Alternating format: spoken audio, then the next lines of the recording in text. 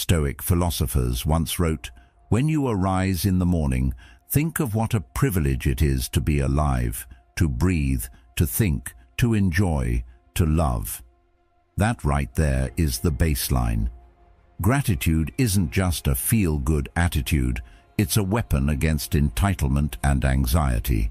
It brings you out of your head and into the moment. See, most people roll out of bed and fall straight into autopilot. Notifications, noise, mental clutter. They're reacting before they've even returned to themselves. And the truth is, if you don't direct your attention first thing in the morning, the world will do it for you. Carl Jung once said, "Until you make the unconscious conscious, it will direct your life, and you will call it fate." If you wake up and let your mind run wild, stressing about work, people, problems, you're not living, you're just surviving. Gratitude interrupts that pattern. It anchors you before the storm begins. And let's be honest, most of us forget how rare and fragile this thing called life really is. We complain, we compare, we coast. But one unexpected event, a diagnosis, an accident, a loss, can flip your entire world. When you truly understand that nothing is guaranteed, gratitude becomes less of a morning ritual and more of a mindset for survival.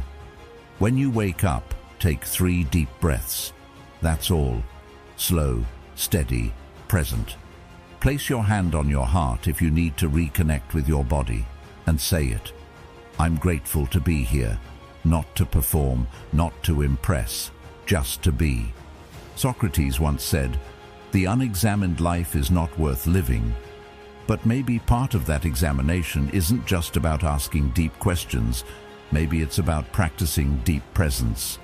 You don't need a fancy journal or some perfect meditation routine. You need one clean thought. This is enough. This moment is enough. And from that seed of enoughness, you grow into a person who doesn't need chaos to feel alive. You start approaching your day with a quieter kind of strength, the kind rooted in stillness, not speed. There's a big difference between starting the day from pressure and starting it from purpose. One feels like drowning, the other feels like clarity. And that shift begins with intention. When you wake up with gratitude, you stop chasing peace all day, because you've already started with it. Think of it like tuning your inner frequency. When you're tuned into appreciation, the things that usually irritate you, traffic, interruptions, delays, they lose their grip. Because you're not reacting from lack, you're responding from wholeness. Even Aristotle spoke to this when he said, "Happiness depends upon ourselves." Not in a selfish, egotistical way, but in the, have you ever noticed how the first few moments after you wake up set the mood for your entire day? Most people reach for their phones, check messages, or start worrying about tasks before they've even taken a breath. But the way you speak to yourself each morning is powerful. It shapes your energy, your mindset, and how you face the world. Today, I want to share something that might just shift the way you start every single day of your life. Most people don't realize this, but those quiet seconds between sleep and action are where your mind is most open and most vulnerable. What you feed it in that moment either strengthens your core or lets chaos in. And if you're constantly waking up stressed, overwhelmed, or just plain lost in the noise, you're not alone. But you do have a choice. And that's where Stoicism enters the chat, not as a dusty philosophy, but as a daily tool. The Stoics believed that how you begin your day is how you train your soul, that if you don't anchor your mind, the world will do it for you. And trust me, the world has its own agenda. So if you're tired of starting your mornings already behind, if you're ready to stop letting yesterday's problems or tomorrow's anxiety own today, I've got 5 simple phrases, daily truths, you can speak to yourself that will change everything. They don't take more than a minute, but the shift they cause, it's deep, it's personal, it's power. If what we're building here resonates with you, If it helps you pause, reflect, and move through life with a little more clarity, consider being part of it. A subscription is more than support. It's a signal to yourself and to others that you value growth that lasts. 1. I'm grateful to be here. You know what's wild? We're always chasing something: success, clarity, love, money, answers. But we rarely pause long enough to appreciate the one thing we already have, right now. And not just the now you scroll past on a motivational quote. I'm talking about the quiet, overlooked miracle of simply waking up, breathing, opening your eyes to a brand new, unwritten day. You didn't earn that. You weren't promised it, but you got it. That's power. That's grace. And that's where your strength actually begins. Not in what you achieve, but in how deeply you recognize the gift of being alive. Before anything, before texts, to-do lists, or even coffee, pause and say this to yourself: I'm grateful to be here. Not because life is polished or perfect, but because it's present. You're still in the game. You still have time to evolve, to make amends, to take risks, to speak truth, to live honestly. Marcus Aurelius, one of the most respected, says that you don't need to wait for circumstances to be ideal to feel fulfilled. Gratitude puts you back in control. It tells your brain, I don't need to have it all figured out to be okay. I don't need external proof to feel internally aligned. And that right there, that's emotional resilience. That's maturity. That's you becoming someone the world can't easily shake. Let's take it even deeper. Psychology has shown that gratitude practices rewire the brain for more long-term well-being.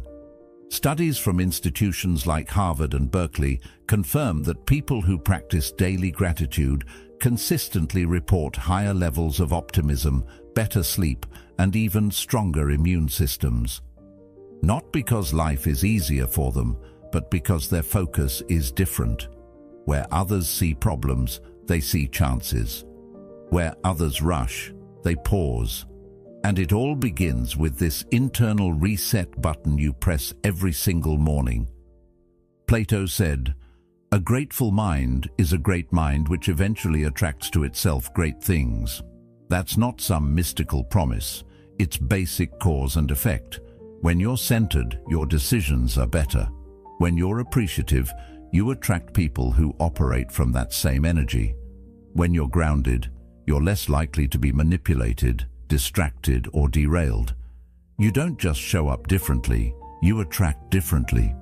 So before your day gets hijacked by obligations and overwhelm, own those first few seconds. Not with pressure, not with a plan, but with presence. I'm grateful to be here. Say it. Feel it. Let it soften your breath and widen your perspective. That phrase may seem small, but it holds the power to recalibrate your entire system. Because gratitude isn't passive, it's powerful. It's how you take control before the world gets a chance to. It's how you stop existing and start living.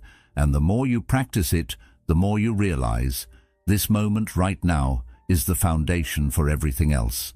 Not your goals, not your schedule, not even your coffee. Just this breath, this awareness, this life. Say it with me now, not just once, every morning, before the noise, before the rush. I'm grateful to be here. That's your real reset, and that's where your transformation begins. 2. Yesterday doesn't own me. You ever notice how some people wake up already tired?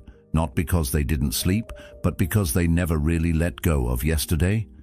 Their bodies rested, but their minds still spinning, replaying everything that didn't go right.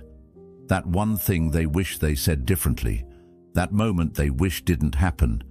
It just loops in their head like a song stuck on repeat. And whether they know it or not, they're dragging all of that into a brand new day. It's like trying to run a race while carrying yesterday's suitcase. Eventually, you're going to trip. Let's be real. We carry way too much weight from the day before. The awkward conversation, the missed deadline, the dumb mistake.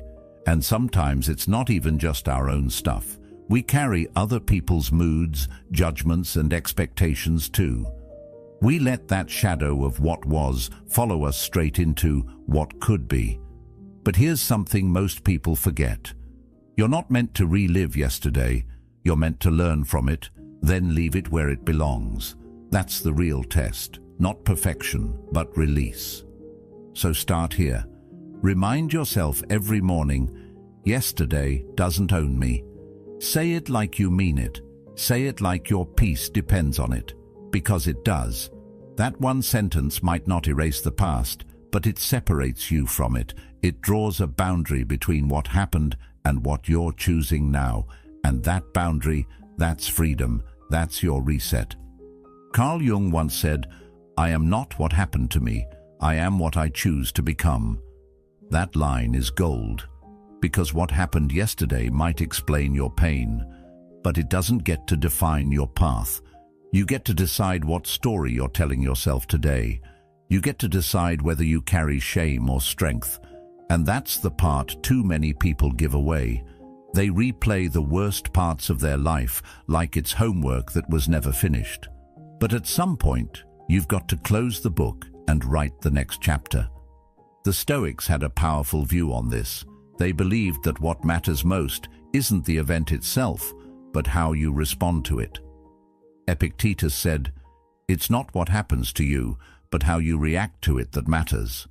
Yesterday might have been a mess. You may have said the wrong thing, lost your cool, missed the opportunity. Okay, but now what? Are you going to live there forever, or are you going to take what you learned and move forward, stronger, sharper, clearer? Think about it like this. Every day is like a fresh journal page. But if you keep scribbling yesterday's story on today's page, you never get to write anything new. That's why letting go isn't weakness. It's wisdom. It's emotional discipline. It's the decision to say, I won't waste today fighting battles I've already lost or trying to fix things that no longer exist. That's strength most people overlook. The strength to stop picking the same wound. Socrates believed that an examined life was essential, but that doesn't mean you keep poking at the past until it bleeds again. Examining doesn't mean reliving. It means observing, understanding, and then releasing. Take the lesson, leave the weight. And if that sounds too simple, ask yourself, what has holding on to yesterday really done for you? Has it healed you, helped you, or has it just made your present heavier than it needs to be? Now here's something practical. Picture the thoughts you're holding, regret, guilt, embarrassment, as stones in a backpack. Every morning, before you get out of bed, close your eyes and imagine taking that backpack off. Literally visualize it, sliding off your shoulders and hitting the floor. Feel your body relax. Let that visual become a ritual. Because when you let go physically and mentally, your nervous system gets the message. We're safe, we're free, we're starting clean. Aristotle taught that habit is what forms character. So what if you made this letting go process a habit? Not a one-time thing, but a muscle you flex every day. The more you practice release, the easier it gets to separate your identity from your old wounds. You stop being the person who's always messing up or always behind, and you start being the person who recovers fast, forgives quicker, and chooses peace on purpose. And it's not just about big moments either. Sometimes we carry tiny things we didn't even realize were weighing us down. The tone in someone's text, the thing we overheard, the passive-aggressive comment that got under our skin. Little stuff that builds up until we don't even know why we're so tense. That's why this practice matters daily. Not just when you've had a meltdown, but every morning. Check in, clear out. There's a quote often attributed to Plato, "The beginning is the most important part of the work." And it's true. If you begin your day carrying the past, your actions, your words, your choices, they're all filtered through that residue. But if you begin with presence and release, you get clarity, you get power. You don't bring the noise of yesterday into today's silence. So here's the move. Stop treating every day like it's a continuation of your worst memory. That's not fair to you. That's not fair to your growth. Yesterday had its shot. Today is yours, and you owe it to yourself to show up fully, not halfway, not haunted, not on autopilot. Say it again with me. Yesterday doesn't own me. That's not denial. That's direction. That's you choosing healing over hurt. That's you